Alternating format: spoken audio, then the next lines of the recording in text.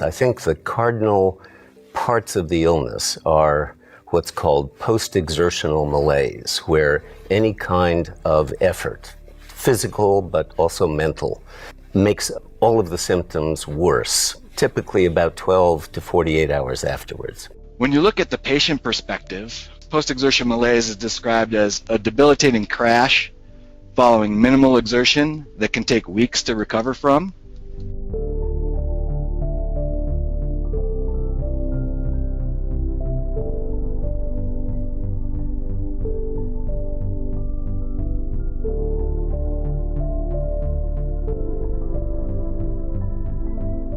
So this person wrote in, when I do any activity that goes beyond what I can do, I literally collapse. My body is in major pain. It hurts to lay in bed. I can't hardly talk. I can't find the words. It hurts to think. I feel my insides are at war.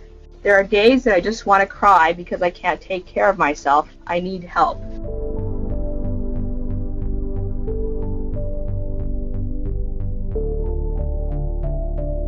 Orthostatic intolerance is a very common complaint by patients with ME, and about 90% of patients with ME will describe this symptom. The blood pressure is not being properly controlled by the brain, and as a result, people often feel faint or even do faint after they've been up on their feet a period of time.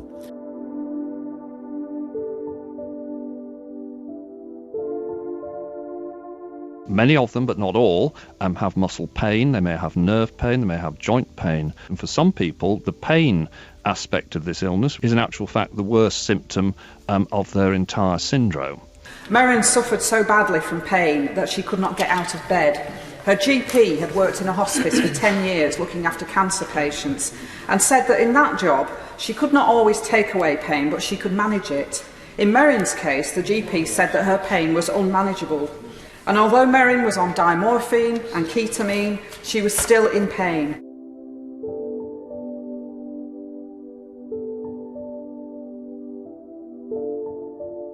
We define the person mildly or moderately affected as someone who can still get up and around, and the person who's homebound and often bedbound for long periods of time, and sometimes indefinitely, are those that we define as severely affected.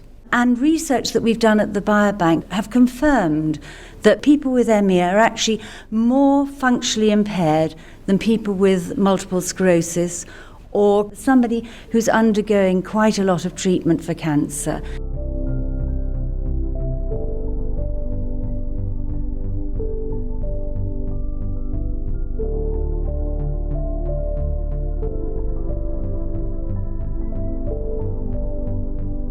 Well, it varies from patient to patient, but in the most severely affected cases, and I've seen an awful lot of these, patients lie in a darkened room because they can't tolerate light or noise. They're in chronic pain. Most of them are unable to move and unable to speak. And at the moment, there is literally nothing that can be done to help those that are really severely affected. Here's a person that has laid in that bed for 6 years. He cannot talk. He cannot eat. He cannot look at us. We have a tube into the top of his intestine for feeding. He cannot drink, so we have another line into his chest that goes into his heart for giving him saline. And it is a very serious disease. Between 2001 and 2016, there were actually 88 deaths recorded in England and Wales from ME/CFS.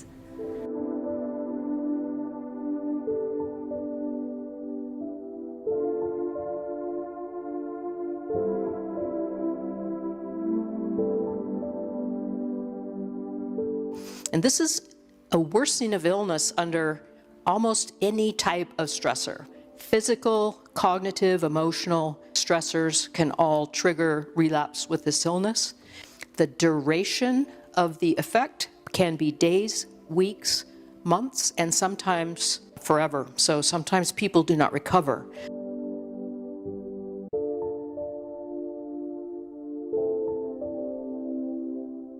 And I think that practitioners need to make sure that they're not leaving the patient so ill that it's going to take them months to recover. So we're very, very careful about things like never visiting with a cough or a cold, taking shoes off, lots of hand washing.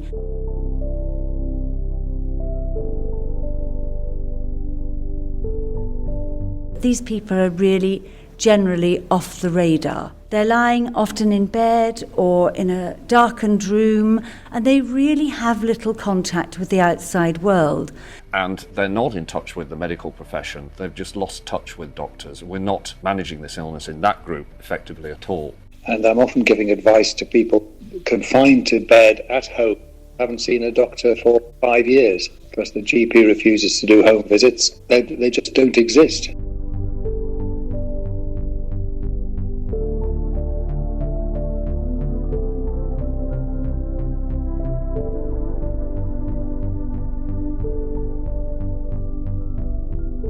ME is a poorly taught condition. It's a sort of unofficial orphan condition. It's still not taught as an undergraduate subject. It's not taught properly as a postgraduate subject. I just saw a poll recently that people in general medicine, registrars training to be physicians, 80% believe it is a psychosomatic disease.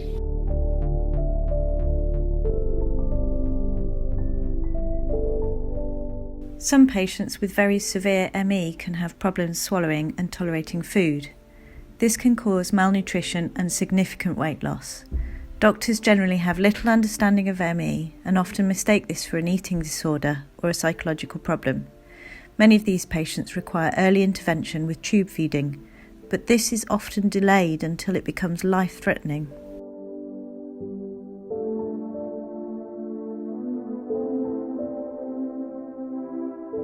But then she got more severe, and this is one of the risk factors. The severe case of ME is not tolerated by professionals. The paediatrician lost her nerve and referred her to psychiatry, and by the time I was called in to intervene, I found her on a psychiatric ward, curled up in the fetal position, being tube fed, and very, very sensitive to light and sound.